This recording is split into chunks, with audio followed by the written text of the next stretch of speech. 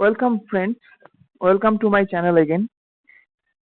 আজকে আমি একটা নতুন ভিডিও নিয়ে এসেছি, আর আজকের টপিক ভারতের আইনসভা বা ইন্ডিয়ান লেজিসলেচার। তোমরা সবাই জানো ইন্ডিয়ান কনস্টিটিউশনের আন্ডারে এটা একটা ইম্পর্টেন্ট টপিক, এবং কম্পিটিটিভ এক্সামস এর কনস্টিটিউশনের ক্ষেত্রেও এটা একটা ইম্পর্টেন্ট টপিক। তাহলে চলো আমরা আমাদের টপিকটা নিয়ে আলোচনা করি, এগোই। তাহলে দেখতে পাচ্ছি Indian legislature. Okay, 1 second. The Indian legislature বা ভারতের আইনসভা।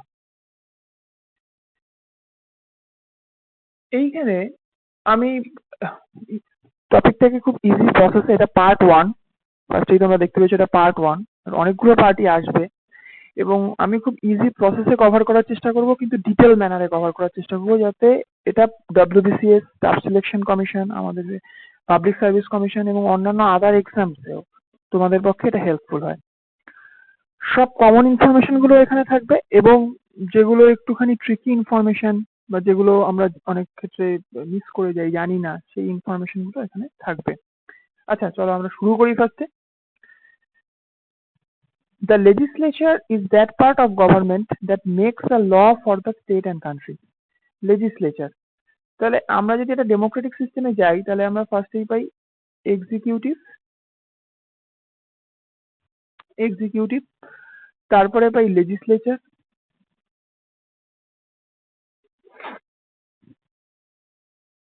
আর তারপরে পাই judiciary. Judiciary, executive, legislature and judiciary. একটা ডেমোক্রেটিক সিস্টেমে যদি আমি যাই, ডেমোক্রেটিক সিস্টেম, সেখানে আমরা এই তিনটে, একটা গভর্নমেন্টের আন্ডারে আমি এই তিনটে পার্ট পাচ্ছি।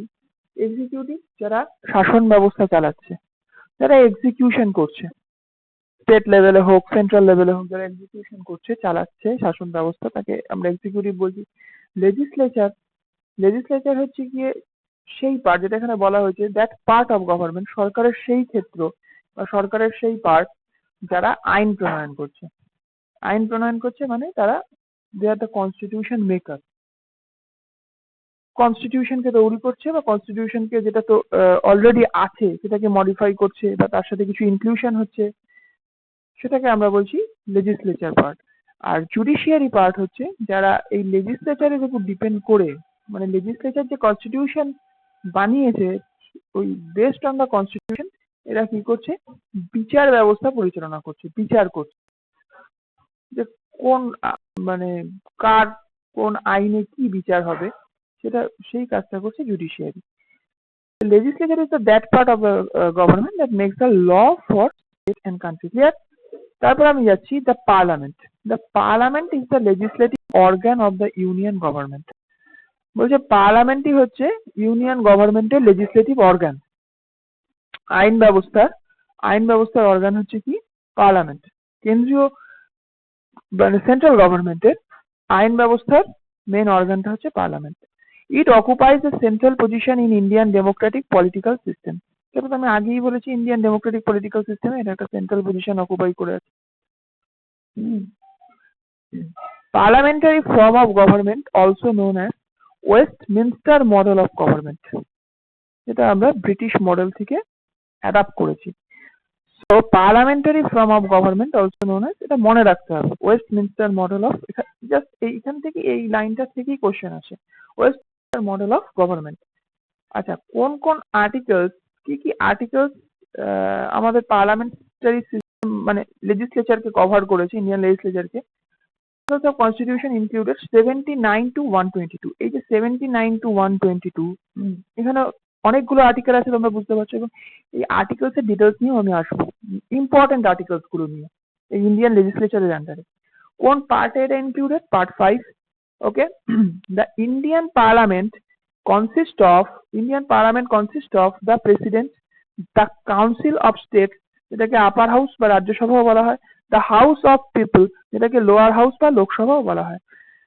তাহলে এই লাইনটাও খুব ইম্পর্টেন্ট, এখান থেকেও কোশ্চেন আসে, অনেক সময় দিয়ে দেয় the parliament consist of, only দিয়ে দেয় লোকসভা রাজ্যসভা। আমরা মেনলি যেখানে ভুলটা হয়, কমন মিস্টেক, যে আমরা লোকসভা রাজ্যসভা করে দিই, কিন্তু যে অপশনে লোকসভা, রাজ্যসভা অ্যান্ড প্রেসিডেন্ট থাকবে, সেই অপশনটাই কিন্তু কারেক্ট হবে। President, council of state, means upper house and Rajya Sabha, and the House of People means lower house and Lok Sabha together consist Indian Parliament. Okay, Rajya Sabha represents the state and union territories of India. খুব ভালো করে এটা লাইনটা follow করো। রাজ্য সভা represents the states and union territories of Indian Union। আমরা article 1 পাই যে Indian is the union of state.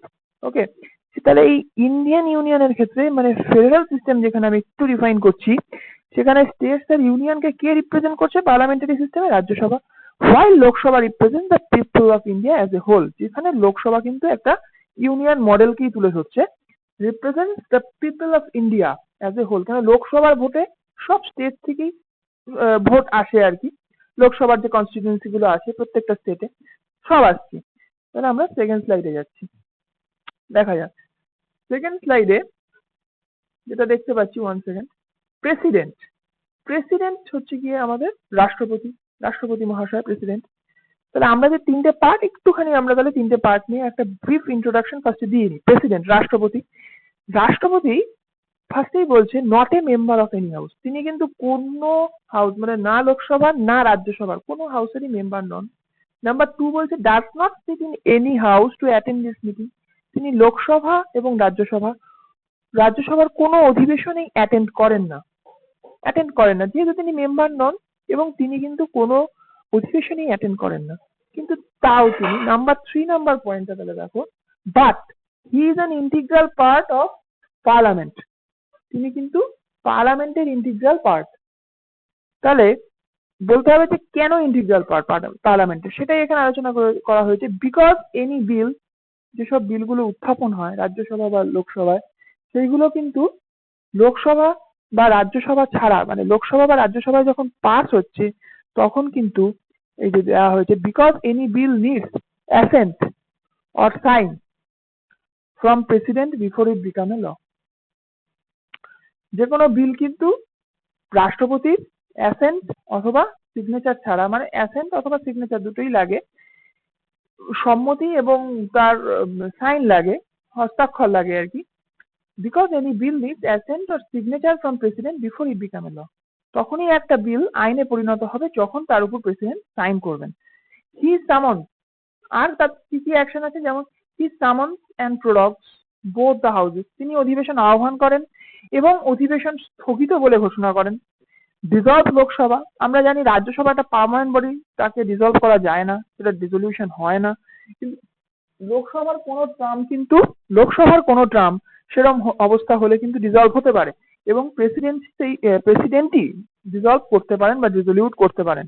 Address, তিনি এই যে বলছেন অধিবেশন আহ্বান করেন, address both the houses and issues ordinances, এবং অর্ডিন্যান্সও তিনি জারি করতে পারেন অধিবেশন চলাকালীন বা অধিবেশন বন্ধ থাকার সময়। Issues ordinances. This type of bicameral legislature, পরের লাইনটা আমরা দেখি, this type of bicameral legislative মানে দ্বিকক্ষ বিশিষ্ট আইন ব্যবস্থা has been adopted from British constitution থেকে অ্যাডপ্ট করা হয়েছে as Lok Sabha like house of people and Rajya Sabha like house of lords. তাহলে ব্রিটেনের যে পার্লামেন্টারি সিস্টেম আছে সেখানে লোয়ার হাউসকে হাউস অফ পিপল বলা হয়, সেটা হচ্ছে আমাদের লোকসভা, আর আপার হাউসকে বলা হয় হাউস অফ লর্ডস, সেটা হচ্ছে আমাদের রাজ্যসভা। এই মডেলেই কিন্তু আমাদের লোকসভা রাজ্যসভার ধারণা নেওয়া হয়েছে। In Britain pattern king or queen is the integral part of legislative as of Indian president, যেরকম ভারতের ক্ষেত্রে রাষ্ট্রপতি। But according to USA constitution, American constitution pattern অনুযায়ী কিন্তু president is not any part of legislative, ঠিক আছে। আমেরিকায় কিন্তু প্রেসিডেন্ট লেজিসলেটিভের কোনো পার্ট থাকেন না। এইখানে একটুখানি সেই জিনিসটাকে ডেসক্রাইব করা হয়েছে, খুব শর্টে জাস্ট জিস্ট হিসাবে ডিসক্রাইব করা হয়েছে। আমি পরে যদি পারি প্রত্যেকটার আলাদা আলাদা পিডিএফ নোট নিয়ে আসবো। হ্যাঁ, কিন্তু এইটা হচ্ছে মেন বেসিক জিনিসটা। এটা যদি তোমাদের কনসেপ্টটা ক্লিয়ার থাকে তাহলে পিডিএফ নোট বুঝতে তোমাদের কোনো অসুবিধা হবে না। পার্লামেন্টারি ফর্ম অফ গভর্নমেন্ট যেটা ব্রিটেনে আমরা দেখতে পাই, সেখানে কিন্তু লেজিসলেটিভ ইজ, এখানে একটা সাইন দেওয়া হয়েছে এরকম, legislative is interdependent with executive, okay. And presidential form of government যেটা আমরা আমেরিকায় দেখতে পাই, সেখানে লেজিসলেটিভ, এখানে এই সাইনটা দেওয়া হয়েছে বোঝানোর জন্য যে ডিপেন্ডেন্ট নয়, ইন্ডিপেন্ডেন্ট মানে independent to each other. Legislative কিন্তু এক্সিকিউটিভের উপর ডিপেন্ডেন্ট থাকে না, যেটা হচ্ছে প্রেসিডেন্সিয়াল ফর্ম অফ গভর্নমেন্ট। মানে এখানে আমরা লেজিসলেটিভের থেকে এক্সিকিউটিভকে একটা সেপারেশন দেখতে পাচ্ছি, ঠিক আছে। রাজ্যসভা, এবার আমরা রাজ্যসভায় আসছি। প্রেসিডেন্ট নিয়ে আলোচনা করলাম, আমরা রাজ্যসভা নিয়ে আলোচনা করি। খুব শর্ট পয়েন্টে দেওয়া হয়েছে মনে রাখার জন্য, যেমন ম্যাক্সিমাম স্ট্রেংথ রাজ্যসভার ক্ষেত্রে according to Indian constitution maximum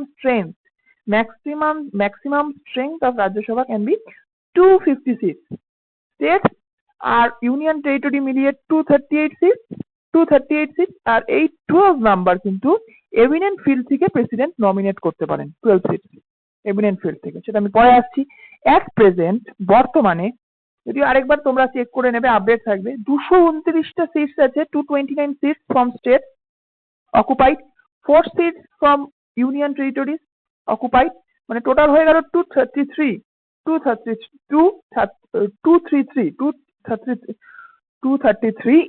সেটা কিন্তু 238 থেকে 5টা সিটস কম আছে, ওকে।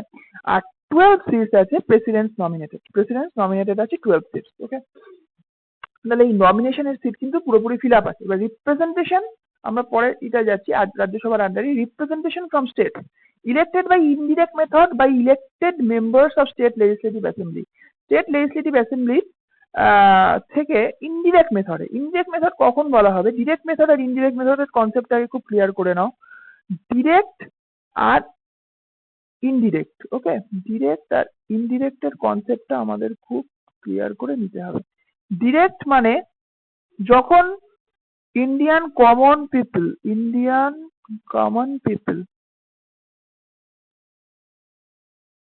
যাদেরকে ইন্ডিয়ান কমন পিপল ইলেক্ট করছে, তারা হচ্ছে, মানে আমরা ইলেক্ট করছি ডিরেক্টলি, সেটা ডিরেক্ট মেথড। আর ইনডিরেক্ট মেথড মানে ইন্ডিয়ান কমন পিপল দ্বারা ইলেক্টেড পার্সনরা যখন আবার কাউকে ইলেক্ট করছে, সেই সেম প্রসেসে কিন্তু ইলেকশন কিন্তু সেম প্রসেসেই হচ্ছে, সেটা হচ্ছে কি ইনডিরেক্ট মেথড। খুব ক্লিয়ার করে নাও, মানে ডিরেক্ট মেথড আর ইনডিরেক্ট মেথড নিয়ে যেন কোনো কনফিউশন না থাকে, ঠিক আছে। By elected member of state legislative অ্যাসেম্বলিতে কি থাকতে পারে? স্টেট লেজিসলেটিভ অ্যাসেম্বলিতে এসএলএ থাকতে পারে, মানে বিধানসভা, আবার এসএলসিও থাকতে পারে, মানে স্টেট লেজিসলেটিভ কাউন্সিলও থাকতে পারে, বিধান পরিষদ কিন্তু সব রাজ্যের ক্ষেত্রে থাকে না, ওকে। তারপর যাচ্ছি, আরো বলা হচ্ছে, ওয়ান সেকেন্ড, আরো বলা হচ্ছে by means of single transferable voting system. এই যে সিঙ্গেল ট্রান্সফারেবল ভোটিং সিস্টেম খুব ভালো। একক হস্তান্তকরণ পদ্ধতি যেটা বলা হয় বাংলায়, সেখানে কি করা হয়? সিঙ্গেল, মানে তোমাকে একটা সিঙ্গেল ব্যালট দেওয়া হবে। সিঙ্গেল ব্যালট মানে প্রত্যেক মানে যারা ওখান থেকে আছেন আর কি, মানে রাজ্যসভায় যারা ভোট প্রদান করছেন, মানে যারা এমএলএ আছেন, যারা ভোট দিচ্ছেন, তাদের এক একটা এরকম সিঙ্গেল, মানে একটাই ব্যালট দেওয়া হয়, কিন্তু ব্যালটটা সিঙ্গেল ট্রান্সফারেবল মানেই তোমার একটা রিপ্রেজেন্টেশনের অপশন থাকছে, প্রপোর্শনাল রিপ্রেজেন্টেশনের। দেখো কিভাবে আমরা যেখানে ভোট দিই, আমাদের যে ব্যালটটা, মানে আমরা যখন ভোট দিচ্ছি, বিধানসভার হোক, পঞ্চায়েতের হোক, মিউনিসিপ্যালিটির হোক, যখন ভোট দিচ্ছি বা লোকসভার হোক, তখন আমাদের যে, তোমরা সবাই জানো, আমাদের যে একটা ব্যালট শিট থাকে, সেখানে এরকম সিম্বল দেওয়া থাকে, পার্টিকুলার সিম্বল, যে আমি, আর লাস্টে নোটা থাকে, আমি যে কোনো একটাই স্ট্যাম্প মারতে পারবো, যে কোনো একটা পার্টিতে। আমি কিন্তু 3টে পার্টিতে স্ট্যাম্প মারতে পারবো না। এইখানে স্ট্যাম্প মারলাম বা এখানে স্ট্যাম্প মারলাম, বা কোনোটায় না মেরে আমি নোটায় মারলাম। আমার কাছে একটাই অপশন আছে, আমি সেখানেই স্ট্যাম্প মারবো। কিন্তু এইখানের ক্ষেত্রে যেটা হয়, প্রত্যেকটা মানে 1 2 3 4 মিস্টার এই যারা যারা ভোটে দাঁড়িয়েছে, যারা ভোটে দাঁড়িয়েছে রাজ্যসভার ক্যান্ডিডেট হিসাবে ইলেক্ট হওয়ার জন্য, তাদের নামগুলো থাকবে। এবং সেখানে যেসব এমএলএ রা ভোট দিচ্ছেন, তারা ওখানে প্রেফারেন্স মেনশন করতে পারবেন। ইনি ফার্স্ট প্রেফারেন্স, তারপরের জন সেকেন্ড প্রেফারেন্স, তারপরে একদম নিচের জন থার্ড প্রেফারেন্স, উপরের জন ফোর্থ প্রেফারেন্স। এইভাবে আমি প্রেফারেন্স যদি 7 জন দাঁড়ায়, মানে সে এরকম ভাবে 1 2 3 4 5 6 7টা প্রেফারেন্সই মেনশন করতে পারবে ওই একটাই ব্যালটে।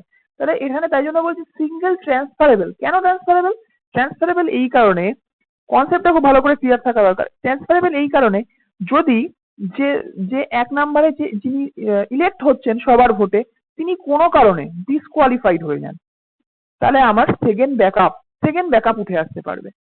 তিনিও ডিসকোয়ালিফাই হয়ে গেলে আমার থার্ড ব্যাকআপ উঠে আসতে পারবে। তাহলে এখানে কি হচ্ছে, সিঙ্গেল ট্রান্সফারেবল ভোটিং সিস্টেমে কি হচ্ছে, কোনো ভোট নষ্ট হচ্ছে না, ভোট কিন্তু নষ্ট হচ্ছে না। এইটাই হচ্ছে কি এই ভোটিং সিস্টেমের উপযোগিতা আর কি। এবং তাই জন্য বলছেন voting system as proportional representation কেন বলছেন, মানে সমানুপাতিক হারে রিপ্রেজেন্টেশন তুমি দিতে পারবে।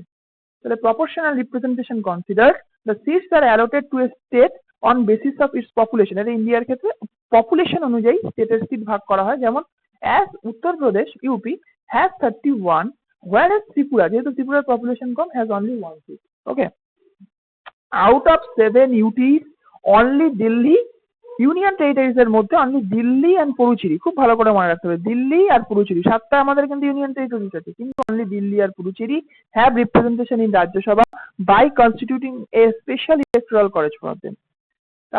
তাদের থেকে রাজ্যসভার মেম্বারদের ইলেক্ট করার জন্য, তারাও এমপি, রাজ্যসভার মেম্বাররা ইলেক্ট করার জন্য সেখানে কিন্তু একটা স্পেশাল ইলেকট্রাল কলেজ কনস্টিটিউট করা হয় এবং তারা ভোট দিয়ে এদের থেকে রাজ্যসভার মেম্বারদের ইলেক্ট করেন।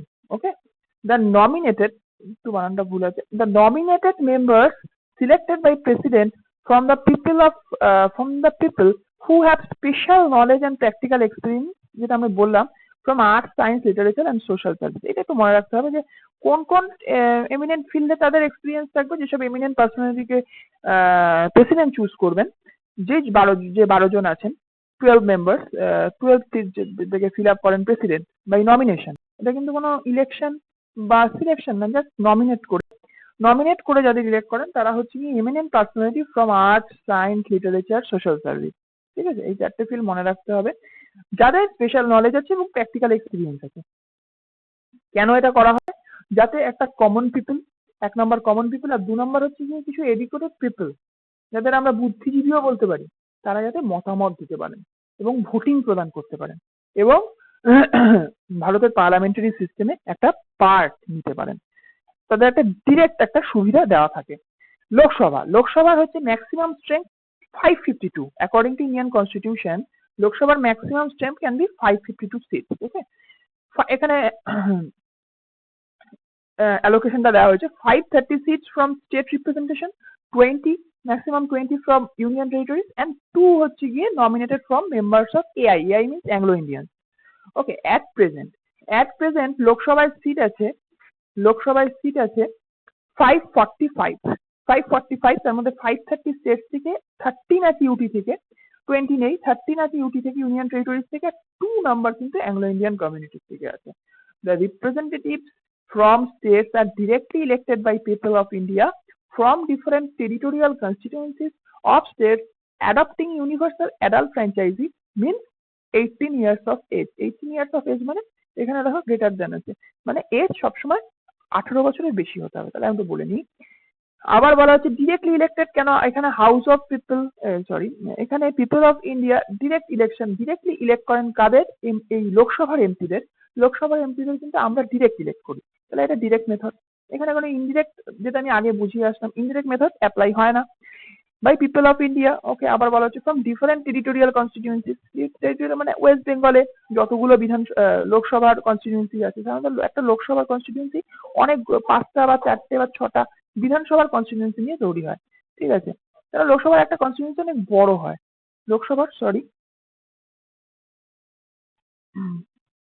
one second,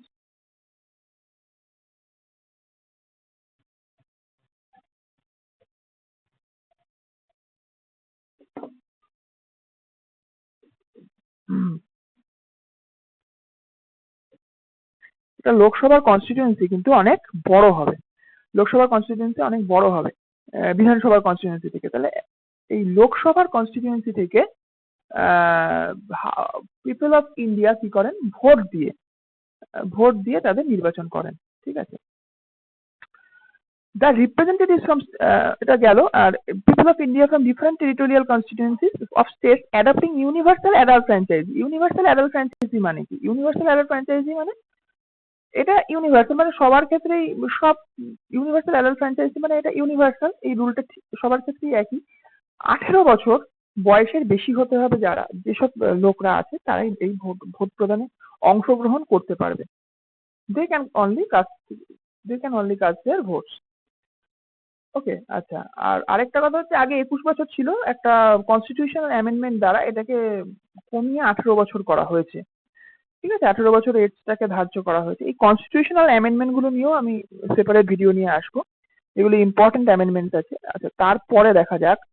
তারপরে আছে, the parliament has been empowered by IC means Indian constitution to adopt method for choosing representative from union territories according to 1965 UT Act.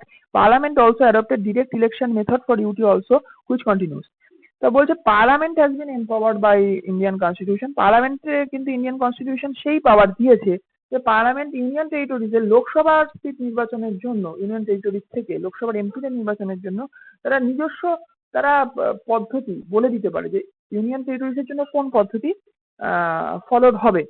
কিন্তু 1965 ইউটি অ্যাক্ট যেটা পার্লামেন্ট পাশ করেছিল তাতে বলা হয়েছিল যে ডিরেক্ট ইলেকশনের মেথডই অ্যাডপ্টেড হয়েছিল এবং সেই মেথডই কন্টিনিউ হয়ে আসছে। তারপর দেখা যাক, when Anglo Indian has not adequate representation in Lok Sabha, যখন অ্যাংলো ইন্ডিয়ানসদের রিপ্রেজেন্টেশন অ্যাডিকুয়েট বা পর্যাপ্ত রিপ্রেজেন্টেশন থাকে না লোকসভায়, president can nominate two from them, extended till 2020 বাই 95th অ্যামেন্ডমেন্ট অ্যাক্ট 2009। তারা বলছে যখন অ্যাংলো ইন্ডিয়ান কমিউনিটিদের পর্যাপ্ত রিপ্রেজেন্টেশন থাকে না, তখনই কি করেন প্রেসিডেন্ট মানে রাষ্ট্রপতি মহাশয় কি করেন, দুজন পার্সনকে নমিনেট করেন এই অ্যাংলো ইন্ডিয়ান কমিউনিটি থেকে।